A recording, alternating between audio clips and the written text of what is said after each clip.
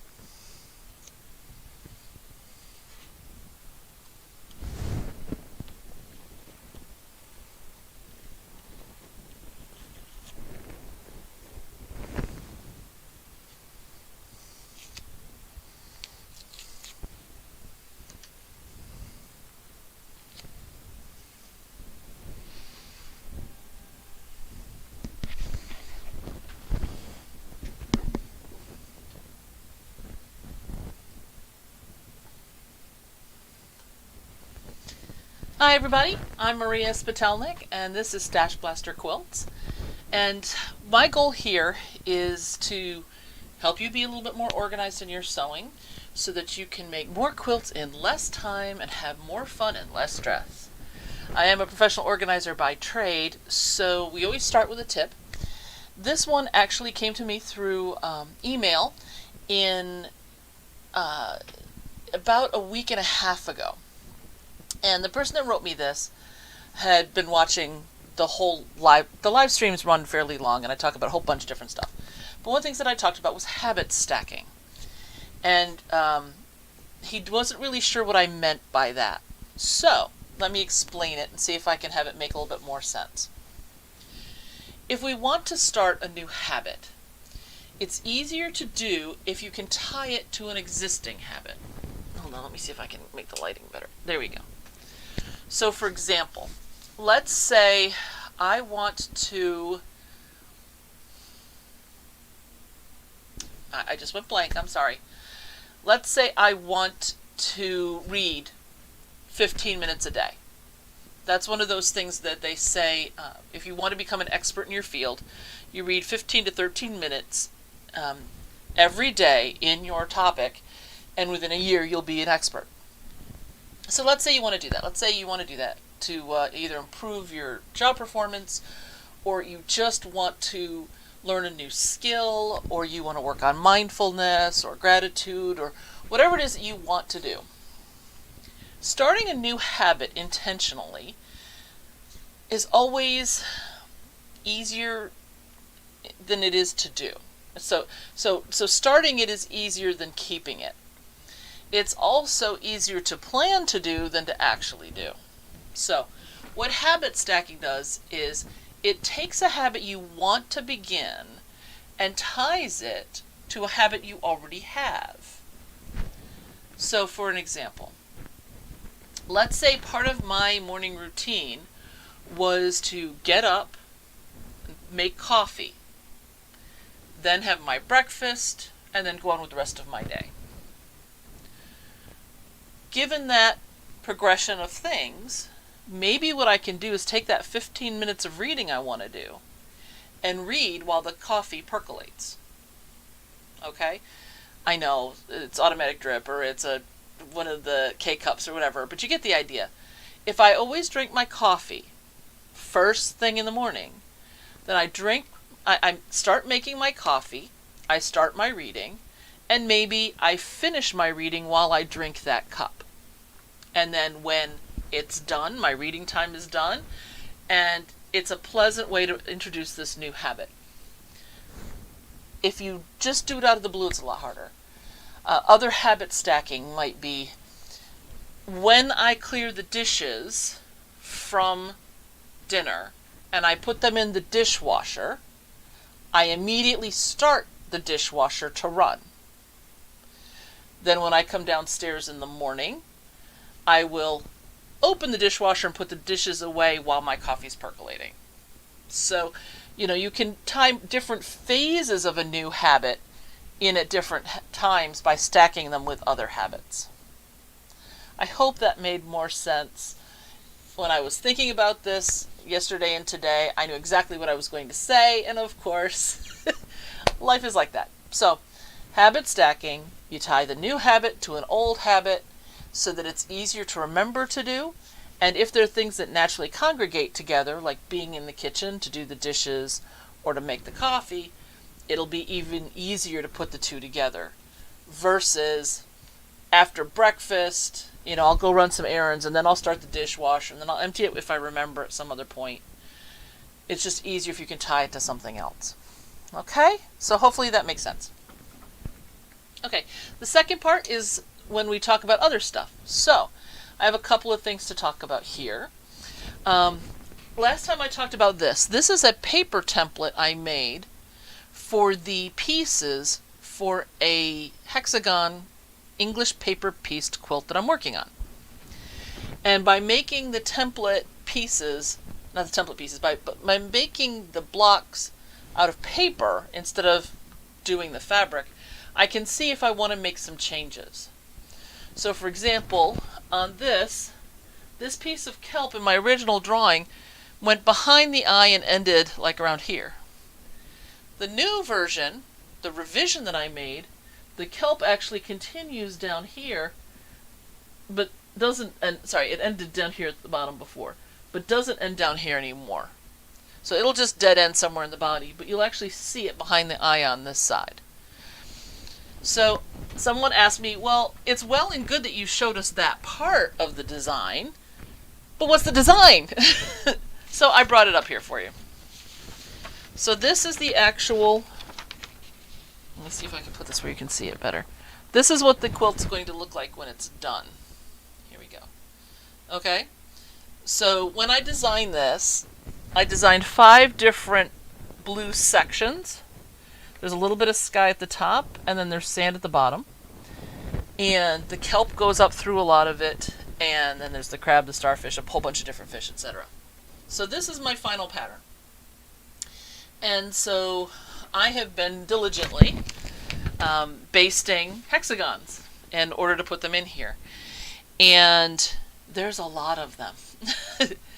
And remembering where everything goes and how many of what you need can be a little bit daunting, because I may have 2 fish or 3 fish or 4 fish or whatever it is that look like this, and you can see them in a couple of different places. Here's one here. Oops, here. But since they're in different blue zones, I have to change and make some of these using blue and the fish color. So I have to know where that fish is going. Okay? If this doesn't make sense, leave me a note in the comments, drop me an email, whatever, and I will try to explain it better next time. But since we have the 5 different blue zones, I have to know exactly where each fish is going. So, a different thing that I did was I took and I drew the outline of everything, and once I'm making the pieces, I'm coloring the outline in. Let me see. Actually, here, let me do this. Let me switch cameras. It'll probably be easier to see down here. Okay, that's much better. Okay, so you can see this fish here, right? And so I numbered every single hexagon, and this squiggly line right here is the border between 5 and 4. So I've got blue, 5, 4, 3, 2, and 1. And so you can see I've colored this in very lightly, okay? And so this is where I have actually made the hexagons, or at least pulled out the material and cut it, and I've marked it with its piece number, and I put it in my stack for basting. Then, as things get done, particularly like here, where I have a piece of kelp and I have a little bit of blue here, I will color these in more solidly, so I'll know that that is a completed hexagon. So if you look here, some of my hexagons, well, here's a good one to show. It cuts right across these 2 corners, and it's one color on one side and another color on the other side. So I have to seam these, or I would have to make separate English paper pieces and then sew them together. I'm doing it by machine wherever I can. But you'll notice in this one, I have 3 different colors. I have a piece of kelp, I have some sea, and I have some sand. So those specials are going to be partially English paper pieced and partially foundation paper pieced. Some of the pieces have only 2 colors, like this one. So I'll have the purple for my starfish here and here, but I have sand in the middle. So I have made myself some paper piecing pages with these all marked, so I know what they are. So hopefully, sorry, wrong camera. Hopefully that makes a little bit more sense, and you can see how I'm tracking all these pieces, because there's over 1,500 pieces just in this design. And doing them all out of fabric first and then hoping that they fit and that they look the way you want. If I had done that with fabric, this crab would look the way it looks in this drawing, and I don't like it as well. So that's why I did it like this. And because it's very easy to drop pieces, lose pieces, get them confused, I marked them on the page, and then I'm using painter's tape and putting the number on each hexagon. And that way, if I drop the whole stack, it doesn't matter. I know exactly where each piece is going to go later. So I hope that that makes sense. I was asked what kind of paper I used for the paper sample up here. In this particular case, it was Astro Brights. I happen to have another pack of it here. You can use anything you want. The reason that I really like this one is that there's all of these different colors.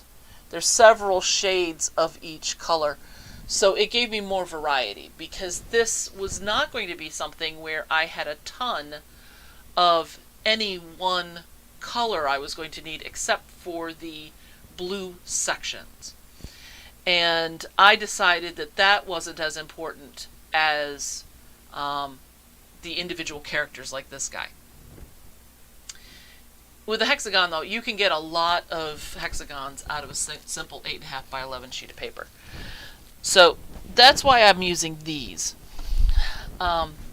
If you wanted to do something, and it doesn't have to be the colors that the item is going to be, they just are different colors, so that I know that I've got pink fish and purple fish and blue fish, and I can make sure I don't have all of my orange ones or pink ones all in one section and then different colors in others, except for at the very top where I have a school of fish, a small school. So that's why the different colors is helpful. Use what you have, okay? If you only have blue cardstock and white paper, do it out of blue and white. Something like a grandmother's flower garden can easily be done that way. And then you can decide, do you want the diamond shape? Do you want the round shape? Do you want 3 of the leaves being one color and the other 3 being another color? It just makes it easier to play with it if you are doing it with paper than if you're doing it with fabric. And it's a lot less expensive. Okay? So that's what I used for that. So let me move these aside. Okay. Next.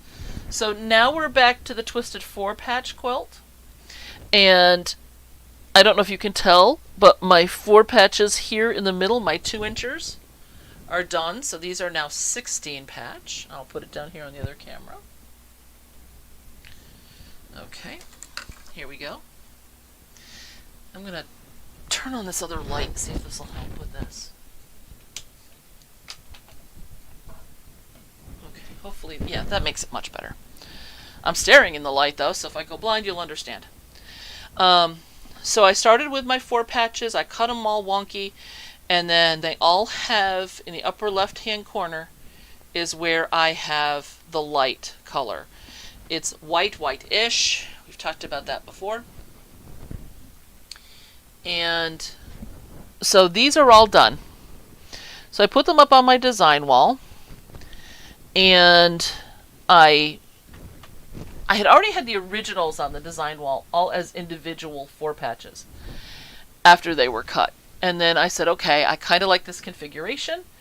Now I sewed them together with the block number, and then A, B, C, D is how I marked them on my on the blue tape on the squares. And I sewed them together, A to B, C to D, and then A, B to C, D. Now I'm going to integrate the 4-inch Twisted 4 patches in with the 2-inchers. Now, in this particular case, since I have 6 in the middle of the small and 2 on the outside, 1 on each side, that gives me 8, because this is the equivalent of a 4-incher now. So I'm going to be doing the number and then A, B, C, D. And I'm going to do the same thing, A to B and then C to D. When these are all sewn together into 4 patches, then I'll add the 8-inch one. And then so there'll be an 8-inch patch, and then this will be an 8-inch patch. These 4 all together, 8-inch and 8-inch, and I'll have an A, B, C, and D. So by the time I'm done, I'm going to just be sewing 4 patches together until I can't anymore. There will come a time that that doesn't work. But until then, if I'm doing the 4 patches, it's a lot easier to control. Now, of my A, B, C, D, I sew the A and B together, and then I press to A, and then I sew C and D together, and I press to D. The reason I do that is that when I put the 2 together, my seams will be going opposite directions because these seams are going to match. When you take a 4 patch and you sew it with the next 4 patch, we are going to have a true intersection there. The other ones, when these were going together here, these 4 are a true 4 patch, so this seam all intersects. These ones, how the side seams intersect, don't matter. Okay? And that's still going to be the case here and here, but when this goes to this next one, it's going to matter again. That's going to be a true 4 patch. So by having them go opposite directions, I can go ahead and spin that center seam. It's also going to be lying a lot flatter, which is nice, particularly when you've got the intersection of the twisted 4 patch seams happen to coincide. So you end up with even extra bulk in that center that you don't really care for. So being able to spin it makes a big difference. So this is the quilt we've been working on together, and so now you can see where we are at this point. I did not put the camera all the way up, but this is a 6 by 6 inch grid of 16 patches. And so I've started labeling. You can see here here's some of mine. And if you heard that little weird sound in those last 5 minutes before we started, that was me tearing up the paper tape with the numbers that I wrote on it and sticking it to squares. So that's one of those things where I'm going to go ahead and finish that tonight or tomorrow, and then I'll start the next round of assembly. So that's what's going on with that. I do have something different that I want to show you today. But first, you can email me at mail@stashblasterquilts.com. You can leave a comment here in the chat, and I'll get back to that. So if there's something that you want to know more about, any sort of an organizing thing, or if you just have a question about something that I've said in the past or a technique you'd like to see, let me know. But yesterday, I attended one of my guild meetings, and we had a speaker. And there's always somebody who knows more than you do. No, I don't care how many years you've been sewing, breathing, whatever it is that you do, there's always somebody who knows more about it than you do. And I thought I would show you some quilts that she says anybody can do these. I don't think it's something that I will ever be comfortable doing. So I want to share it with you. Now, it is a PowerPoint, so it's going to take me just a second to bring it up here. So, view the show. And then that's my button.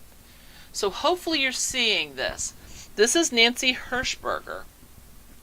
Now, Nancy was our speaker, and she was wonderful, but this is one of her quilts.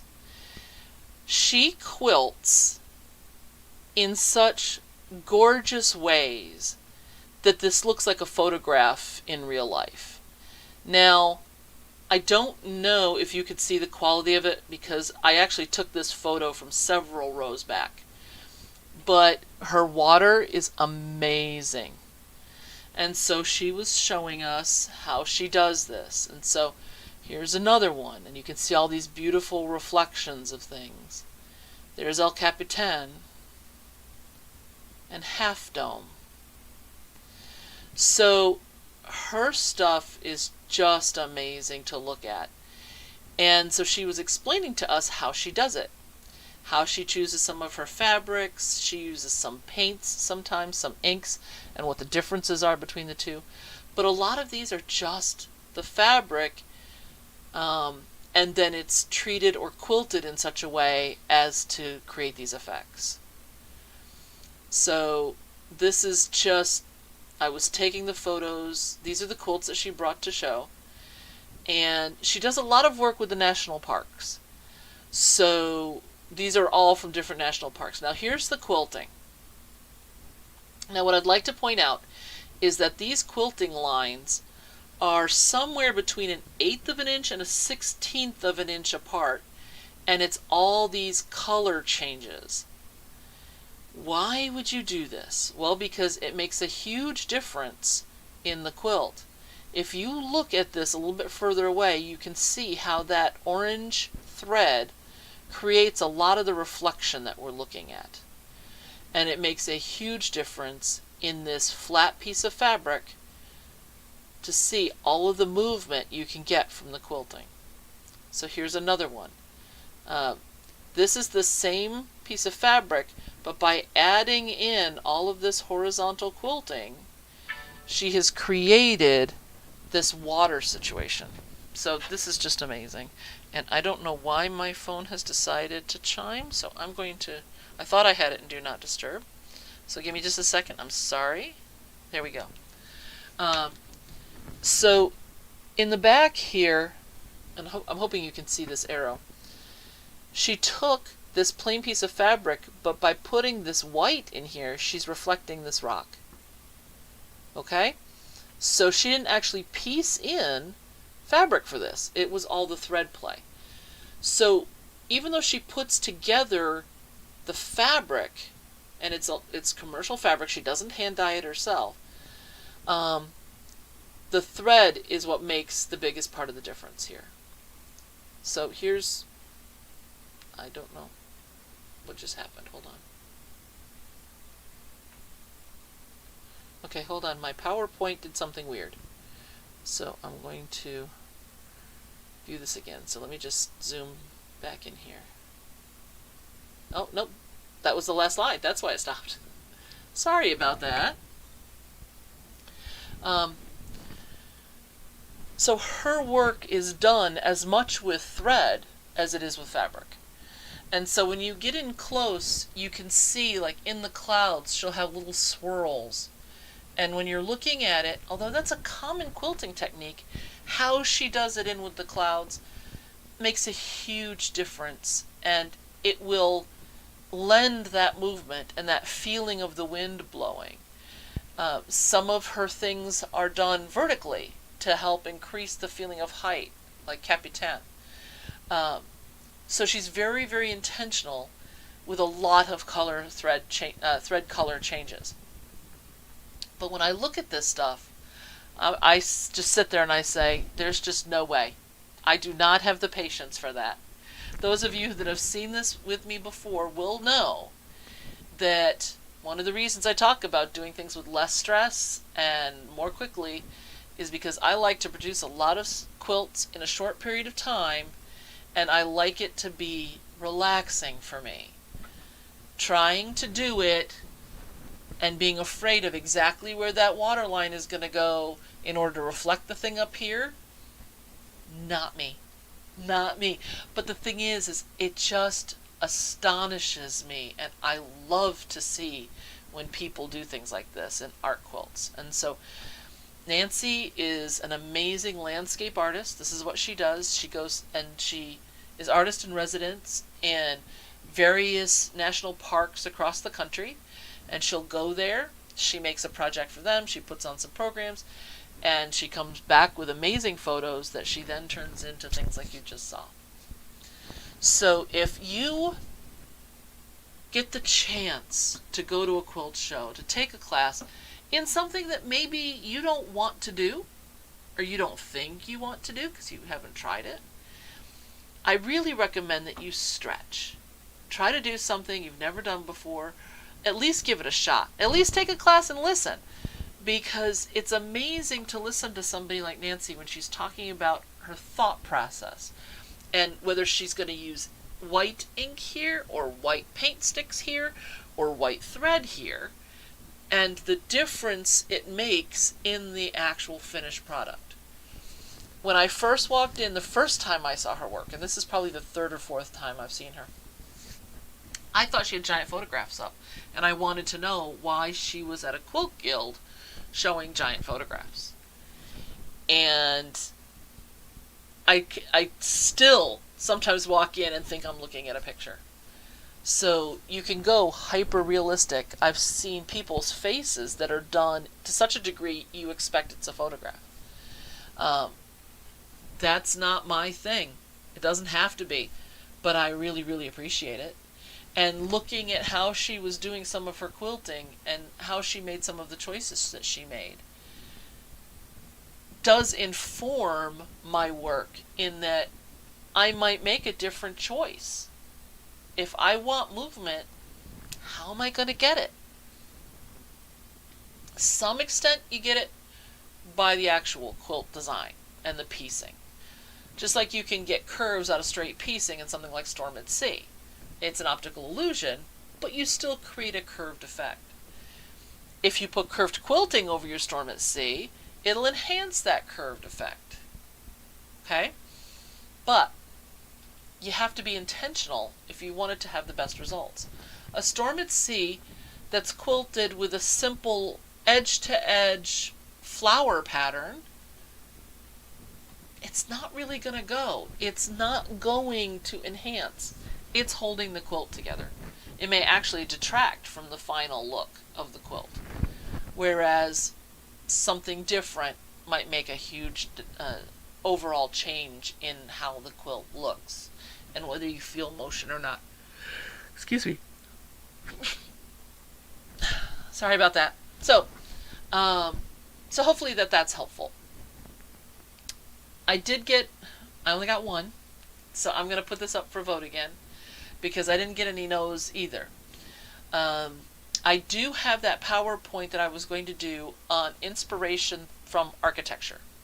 So if that is something that you are interested in, please let me know. There are 13 of you that have subscribed. If you've enjoyed this and it's your first time, welcome. And if you liked it, please subscribe, hit the bell so you get notified. If you've enjoyed this, please like it. But if I get at least 3 people who say that they want to see it, then I will go ahead and I'll do that PowerPoint from my trip to California. We talked about other forms of inspiration I got from there, as well as the trip pictures themselves, which some people told me that they enjoyed. But if you want to see in particular architecture as quilting inspiration, I'm happy to do that. I just don't want to bore everyone else because one person said that they wanted it. So there you go. So lots of things going on, and I figured I would, I'm really into my hexagon thing right now. Yes, I'm still going to be working on this, and I'm doing this with you, but right now what I'm doing is I'm sewing together the pieces for those hexagon pieces.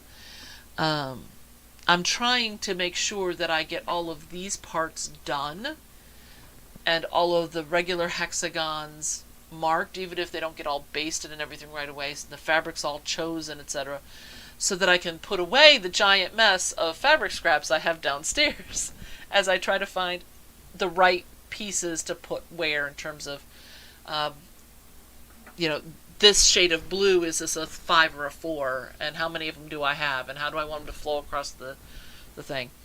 At some point I'm probably going to go ahead and publish the pattern, and I will design it with, if you're using like a jelly roll or some other 2.5-inch strip, how many you would need to make the blue or the whatever.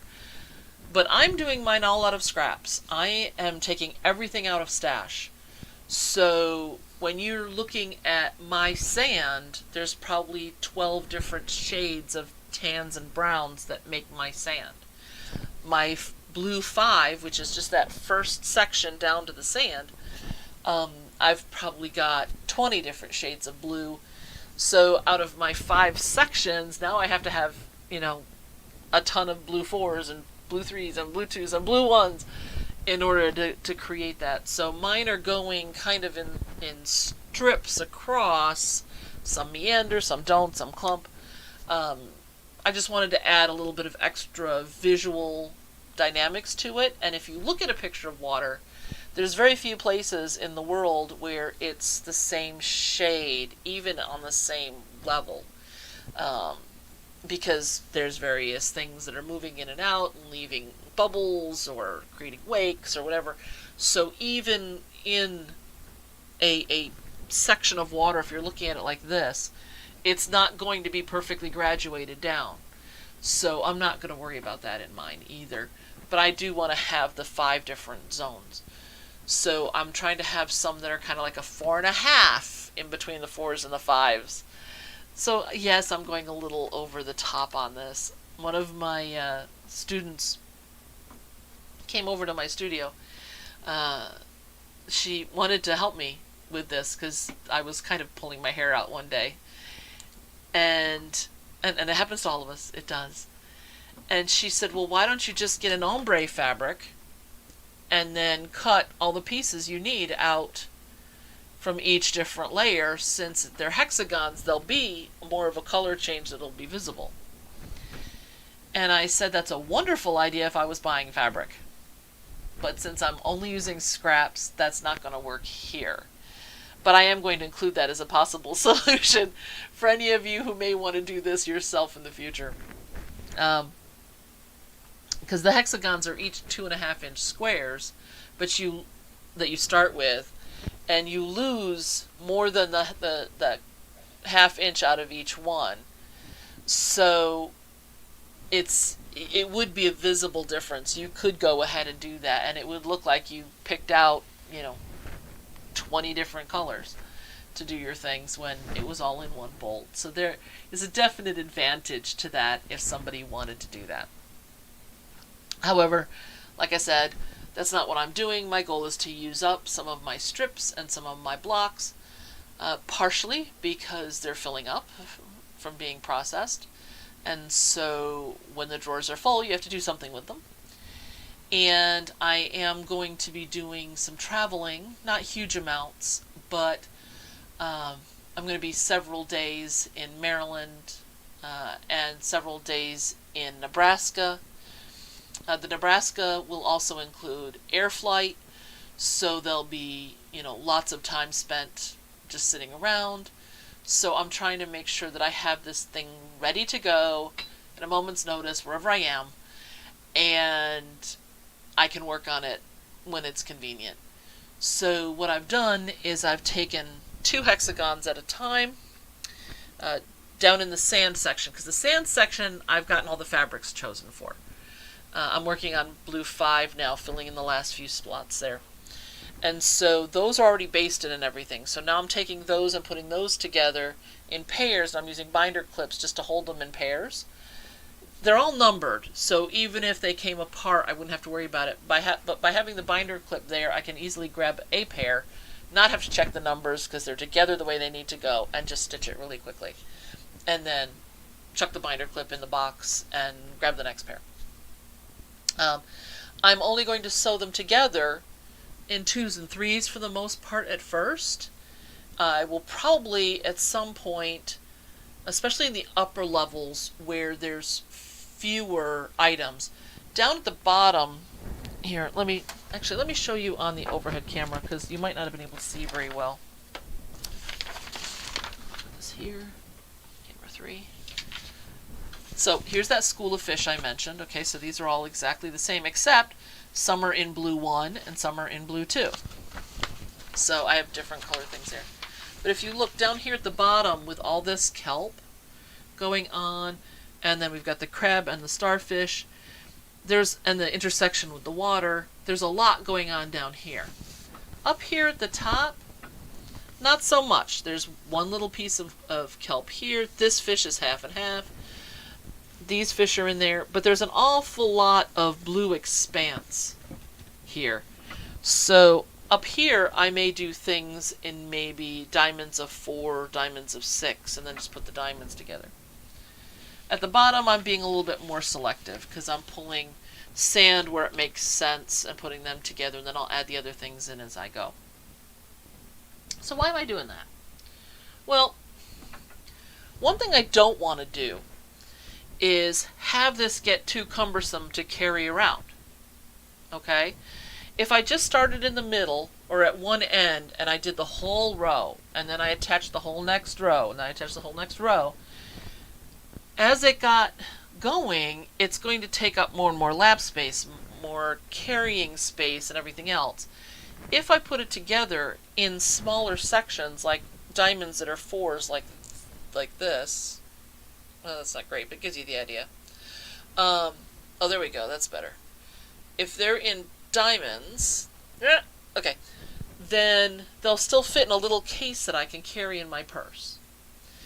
And so if I'm being a little bit more intentional about how I'm putting the pieces together, I'll have it in smaller units longer. When I outgrow the unit that fits in my purse comfortably, I'll probably go to a short plastic bin that I have with a cover that I can carry with me if I want to. I have a big purse, I can still stick it in there. But at that point, then I can take that. And once I have pieces that are this big, then I'm going to have to do it at home. Because when I'm trying to put together 2 pieces this big, it may only be this far apart, top to bottom, but now it's going to be twice as wide. And this is not something that's going to be easy to do just hanging around. At that point, what I'll probably do, because I'm doing the side edges as well. What do I mean by side edges? Down here at the bottom, there's triangular pieces. Let me see if I can pull this one off. Oops. Well, you know that there's a hexagon there. And so these triangular pieces I'm doing so that this will actually be square. On the side, they're half hexies. Okay? So let me pull one of these. I don't need this paper thing anymore because it was the crab I was also concerned about. So these tiny little pieces here, are also going to be ones that I'm going to be doing. So I will attach these when I sew these ones together. I'll add in these little pieces just to square them off. But there's a lot of pieces. What I'll probably do is assemble them across into long rows at the top and bottom. And then what I can do, if they're multiple layers deep, is take out the middle ones to give me a little bit more ability to fold it back and forth and get rid of the extra stiffness and heft of the paper. So that's going to be the final step, is taking my pseudo diamonds that'll be about this big and then put them together into horizontal rows, then remove the middle sections and then sew the next one on and then remove all of that, so that I work my way down, but it'll be fully completed at that point, so it'll be a lot easier to go forward from there. I may even, on the bottom edge, sew on the border to solidify and stabilize, because these little tiny triangles, where did I put it? Oh, here it is. These little triangles here are 1 inch on a side here and here, and like 1 3/4 inches this way. That's all there is to it. That's a lot of fabric that's going to be folded into this tiny little space. But I don't have to actually sew down this bottom edge because it's the outer edge. So these will all connect, and then these fabric edges will just kind of hang out. When I sew on the border right across here, then that will stabilize these pieces in place, which will make them much more secure long term as I'm hefting the quilt around to try to get all of the other pieces attached. So hopefully that makes sense. So that's the plan to move forward, is to keep it into smaller pieces as long as possible, and then take a couple of weeks in my chair downstairs basically, and then finally put them all together. Now I actually have 3 hexagon quilts that I've been working on. So I'm going to kind of come and go with those as they happen to happen. But I think that this is going to work out pretty well. And again, by having everything numbered, it'll make life a lot easier. Alright. So anyway, since these are hexagons, I could have taken 2 of these, and we're going to pretend this is another half, and sewn them together. I could have done half hexagon pieces, basted around each one, etc., and then taken another one and sewed them together to create the full hex. Like this. Okay? However, that's a little bit more work than I want to do, honestly. So let me cut off one that I did here. And I'm going to trim this thread.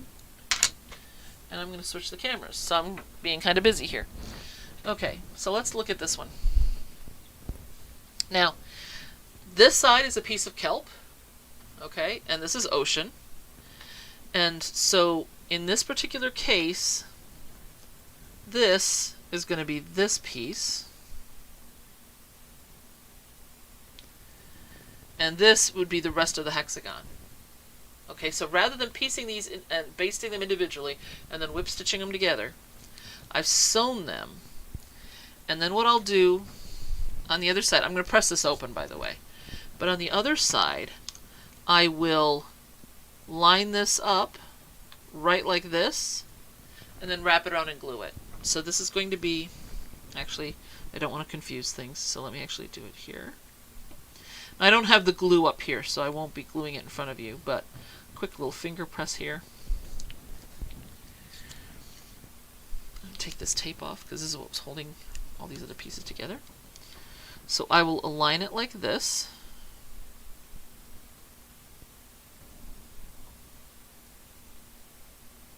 Okay, because I want these points right here in the seam line. And then I will fold. I'm going to trim and everything too. Okay, I'm just trying to let you see what this would look like. And it's not great because trying to hold this when I flip it over is going to be an interesting challenge. Okay, there you see. So rather than whipping them together, I've sewn them, and then that seam line goes right across where it needs to go. And then this hexagon will just get pieced in like a regular hexagon. Okay? So that's what I'm doing right now. So while we're chit-chatting here, that's what I'm going to be sewing.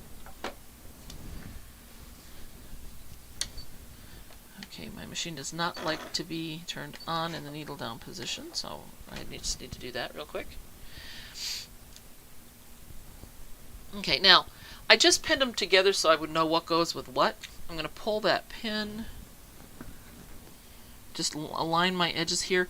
And the nice thing about this is because they're hexagons, and I'm going to be doing the trimming around anyway, because I have to go around the hexagon itself.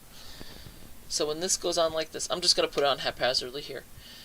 You actually trim all of this raw off to about 1/4 of an inch once you've put the hexagon down so you can see where it's going to go.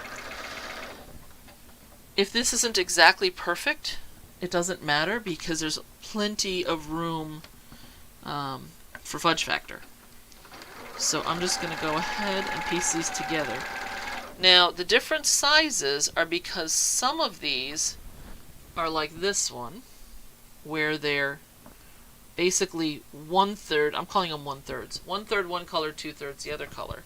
So this is a 1 inch and a 2 inch strip, versus the one that I just did over here.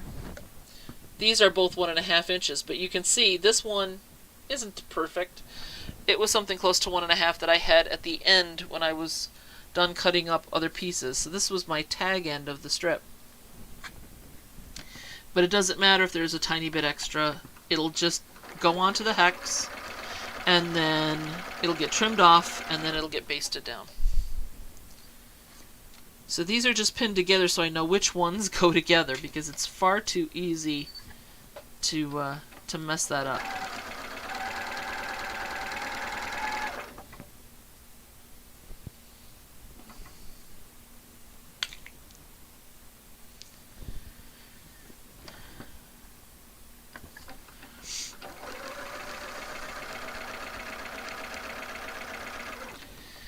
So some good news, I have finished this, the writing. Okay, oh, now here's the case. Now where I didn't move this tag over far enough, so I'm going to go ahead and put it on this bigger piece just to make sure I'm not putting it through my needle, or my needle through it.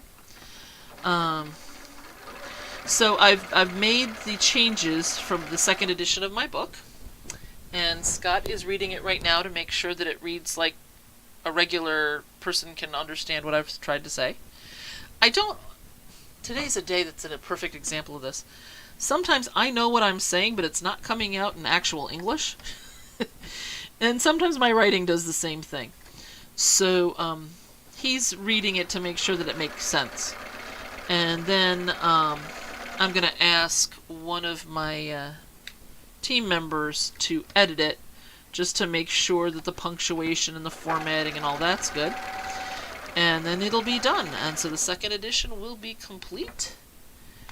And if things work out, I'll be able to start on the next book.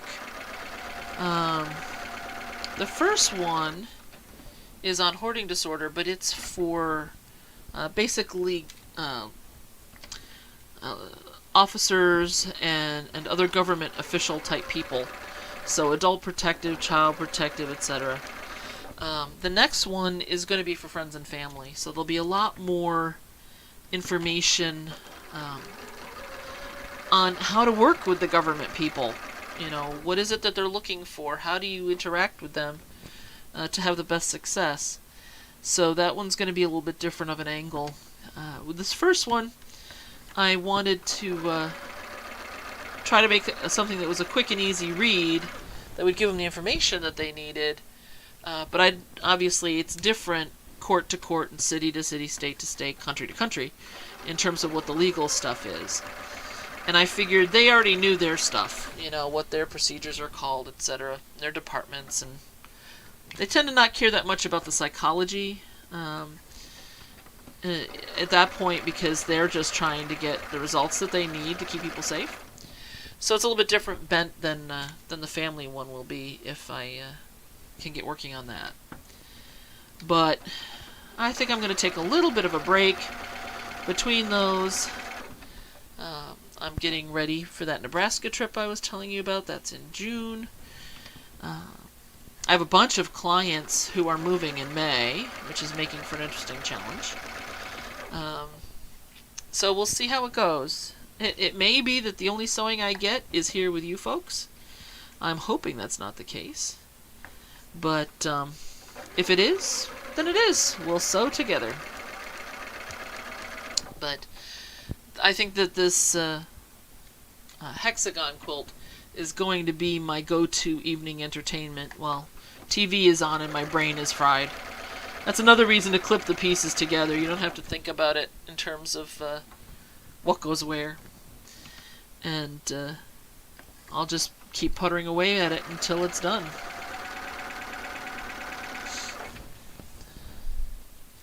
I like having at least one handwork project going at any given time, because I don't always feel like either coming up here to my machine or dragging out a machine to do somewhere else. And I can be more social, like when when family members come to visit or just hanging out with the hubby at night. I can be in the same room groaning at the same horrible, stupid movies and things. But I can feel like I'm also being productive at the same time. I don't do well with just sitting still. I've never been able to do that. I've always done cross-stitch or something. I have several pieces that I cross-stitch downstairs of wizards and dragons. I collect dragons. My husband collects wizards. And so I found several patterns that had both dragons and wizards. So I sewed those up. I still have one actually in the frame from when my son was younger, and I took it to bowling all the time. I just never finished it. The company stuff got rocking too hard, and the quilting bug was a little bit more demanding. So cross stitch kind of took a back seat for a little bit here. I'm sure it will come back out. It will get finished at some point.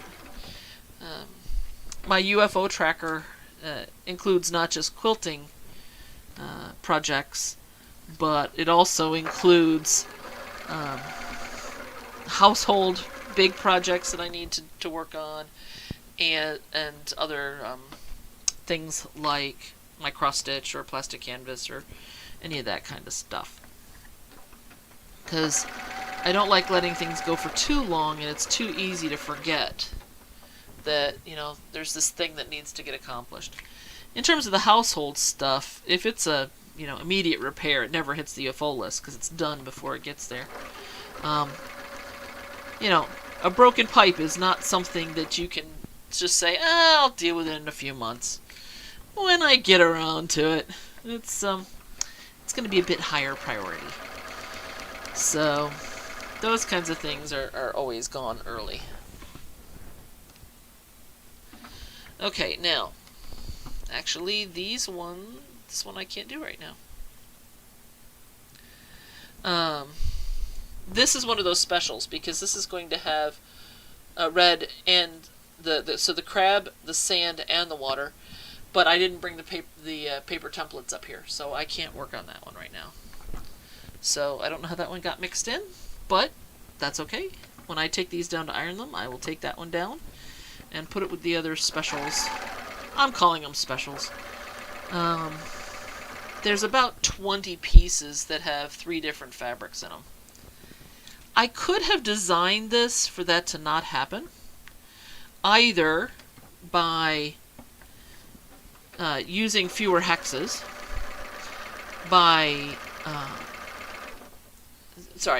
not fewer hexes. I could have either made the quilt significantly larger and only used full hexes and halves, or I could have designed it differently where there weren't any specials. But I didn't think that that was as good of a look. And I found that if I was going to do it, these 1-inch hexagons would probably have to be more along the lines of 1/4 of an inch. Okay, so this one that you're looking at here, this red one is frayed. Okay? But, again, I only need 1.5 inches. This is slightly larger. I've got plenty of seam allowance here, and I'm going to give it an extra couple of threads worth in the seam, because when I go to put this in the hexagon, it'll be fine. But I could not see myself. Now, let me take that back. I actually do have a 3/16 hexagons. They're the plastic ones that I was doing a project with. So yes, this could have been done in the super teeny weeny size, but I wanted to do the bigger pieces. I don't tend to work in large pieces, and so for me, I wanted to use the 1-inch hexagons.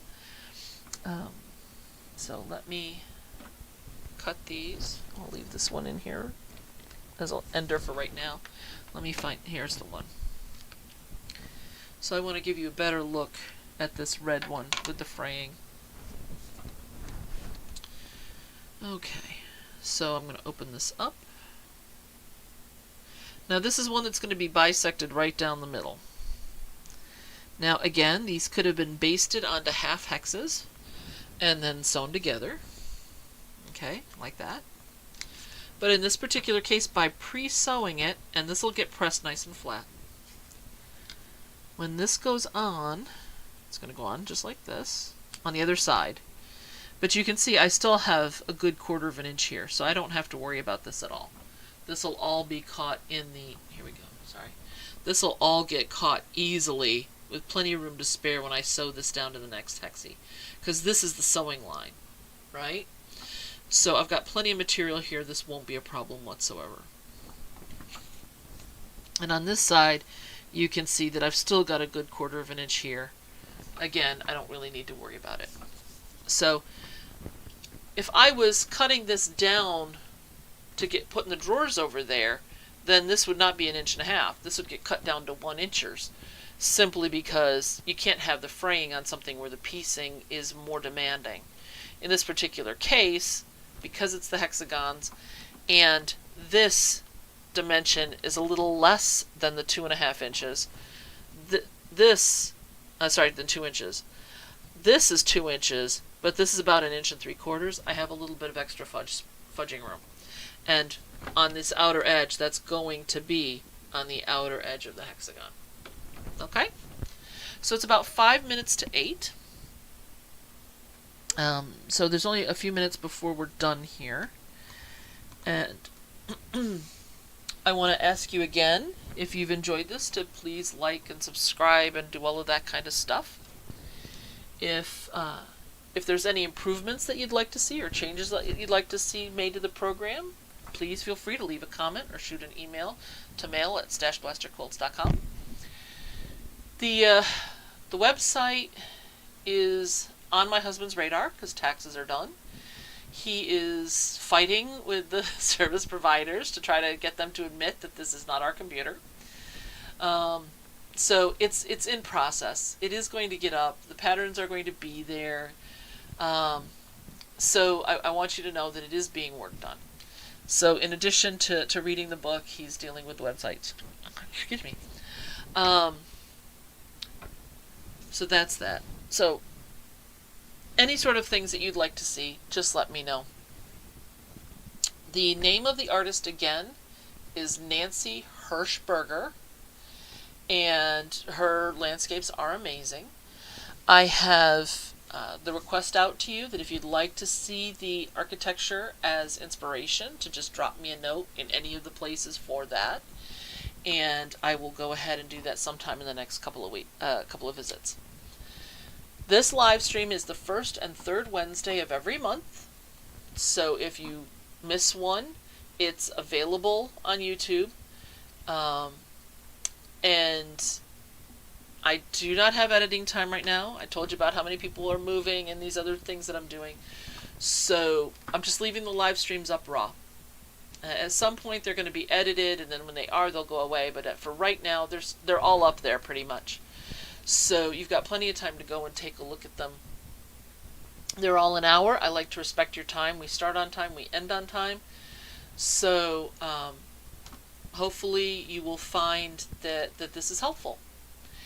And I am more than happy to share whatever kinds of information you would like. If I don't know it, I will find someone who does. And I do look at, in terms of the organizational techniques, I talk about things that are mostly sewing related in this forum. But if you have something that you're stuck on that's not necessarily quilting related, you can shoot me the question. If it's appropriate for this venue, I'll answer it here.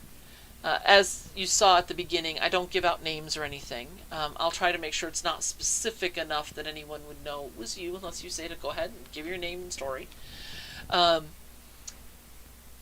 if I think it would be helpful to other people, I do want to share it. That's the whole point of this. My goal for this channel is not to become, some YouTube sensation where I'm raking the money and hand over fist. It'd be nice if at some point there were enough people who enjoyed this that I could use it as supplemental income in retirement. But it is what it is. It's more that I want to help people enjoy this hobby. We talked about habits earlier today. This hobby of ours. It should not be something where you feel, I've got to go and sew.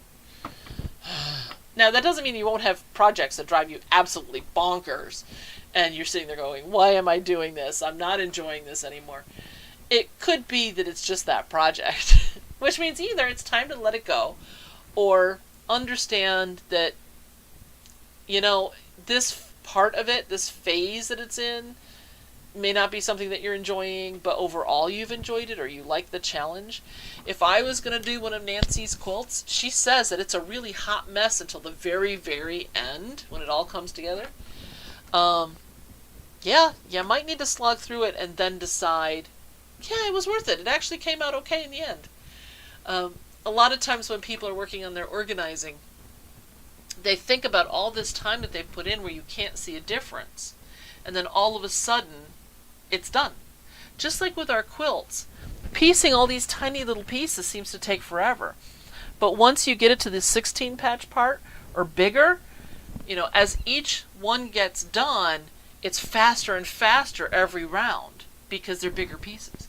Well, it's the same thing with your organizing. If you've done all the little stuff, it's like a miracle. It's like you did it all in one day. No, that isn't what happened. It took time. So we need to slog through sometimes, and we can and we will. Okay, and we can do it together. You can also send me photos if you'd like, and then that way I can comment on them directly, either privately, or I can do it here in this forum. So have a wonderful couple of weeks before you see me again. I think the next one is actually 3 weeks from now, but I'm going to continue to work on my Hexie project, and I'll have an update on that, and then we'll be working on this.